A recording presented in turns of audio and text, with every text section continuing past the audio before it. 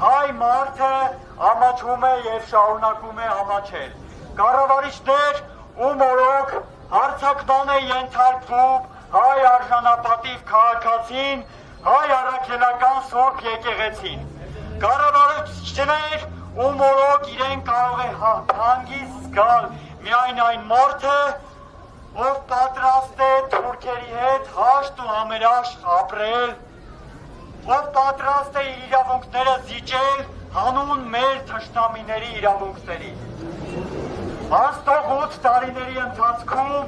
մենք պայքարել ենք և հիմա էլ շարունակում ենք մեր պայքարը այս տրքահապատակ իշխանությունների իրենց վարած քաղաքականության դեմ և հայ ժողովրդի արժանապատիվ իրավունքների իրացման համար։ Ամենաբարձր մակարդակով մեր թշնամիների կառավարիչների չնչում են գալիք հունիսի 7-ի ընտրություններին ներկա կառավարիչների մասին պաշտպանող հայտարարություններ։ Ալիևի գրպանի բլոգերները ուղղակի վիդեոների միջոցով հայերեն լեզվով մեր քաղաքացիներին հորդորում են ընտրել քաղաքացիական պայմանագիր կուսակցությանը։ Մենք այսօր այստեղ ենք ևս մեկ անգամ ցույց տալու, որ հայ մարդը, հայ երիտասարդը դեմ է այս իրավիճակին։ Հայ մարդը իր արժանապատիվ պայքարը շարունակում է և հայ մարդը իր պայքարը հունիսի 7-ին հասնելու է հաջողության։ Բայց նաև չենք մոռացել, որ այս օրը նաև մեր տխրահռչակ վարչապետի ծննդյան օրն է և այսօր չէինք կարող այստեղ գալ դատարկ ձեռքով։ Մենք այսօր մեր հետ բերել ենք թուրքական ֆեզեր, որպեսզի փոխանցենք, որպես նվեր ներկա կառավարիչներին։ Եվ բեսի խորհրդանիշը հետևյալն է, որպեսզի հունիսի 8-ից հետո նրանք կարողանան այդ գլխարկները պատվով կրել և գնեն իրենց իրական բարեկամների մոտ։ Նրանց իրական բարեկամներն են Ադրբեջանը, Թուրքիան, Էրդողանը և Ալիևը։ Վստահ ենք հունիսի 8-ից հետո նրանց այնտեղ գրկաբաց սպասելու են։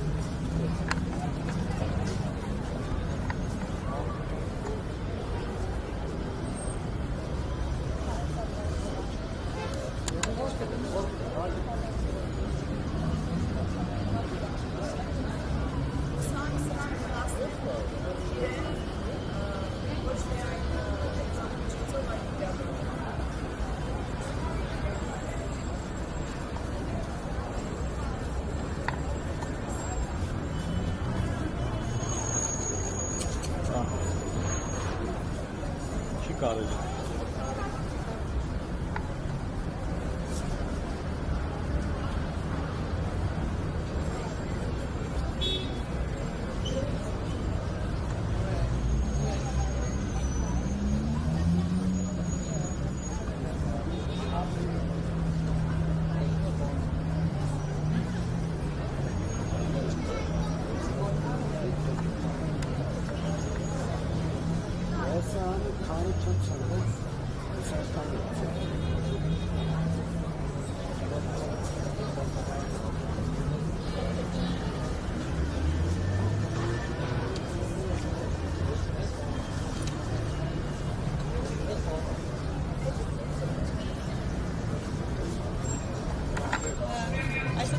իրականում մի քանի նպատակ ուներ,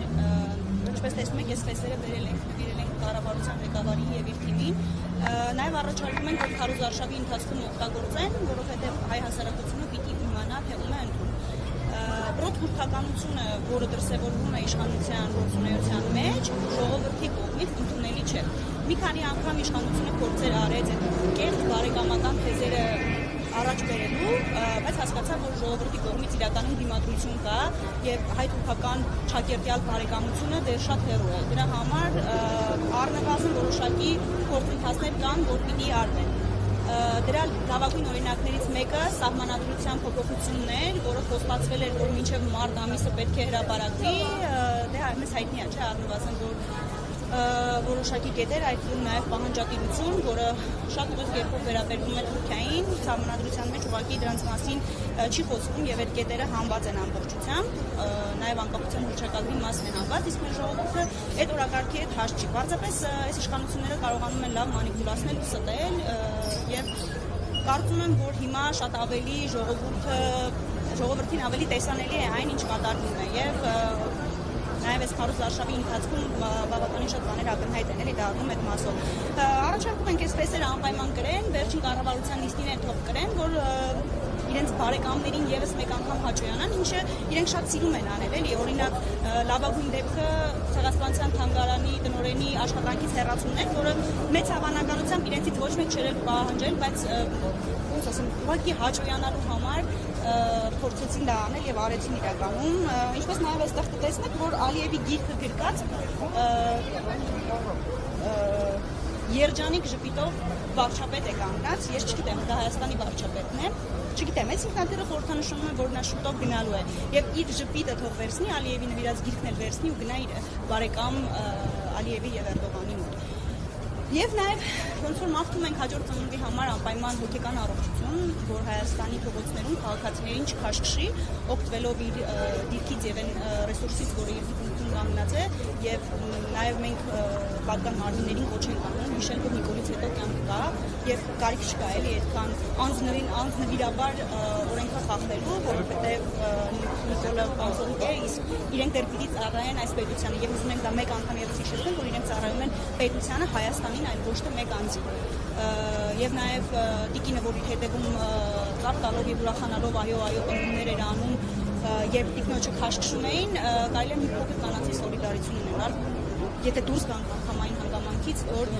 պետական պաշտոն զբաղեցնող անձ է եւ այդ նույն ժողովրդի շահերն է սպասարկում, ովքեր իրենց գուցե եւ հավատացել են եւ մեկ եւ երկու անգամ քվե են տվել։ Այս անգամ չեն տալու, որովհետեւ արդեն շատ ավելի հասկանալի է, թե ում հետ գործ ունեն։ Մանիպուլյացիաները այս անգամ չեն անցնելու։ Տեսանելի է այն քաղաքականությունը, որը իրականացնում են։ Վերջին օրերին նաև հայտարարում են նոր տարածքների հանձնման մասին արդեն Հայաստանից, լավ Արցախում ասող տարիներ շարունակ մանիպուլացրել էիք, մի ձև կենագրեցիք մարդկանց, լրեցիք 150,000 եւ ավել ժողովրդի տեղահանում էին իրենց տներից։ Հիմա ինչ եք անելու, Հայաստանի մասին ինչ արդարացումներ եք բերելու։ Իրենք մոռացել են իրենց հպարտ քաղաքացու անձնագրերը, մենք չենք մոռացել։ Հայաստան-Արցախ քարտեզով անձնագրեր էիք հրապարակում, բա հիմա ինչ եղավ, ինչ փոխվեց, ինքնահայեցվել է, կարող է մի հատ էլ ինքնահայեցվեք, Հայաստանից ոչ մի բան չմնա, կամ Երևանը մնա, կամ միայն կառավարության շենքը մնա։ Այո, եւ մյուս տարեդարձը մաղթում ենք իրեն, որ անպայման բանտում լինի, որովհետեւ այո, նա պիտի ապրի, նա պիտի տեսնի Հայաստանը ուժեղացած, զորեղացած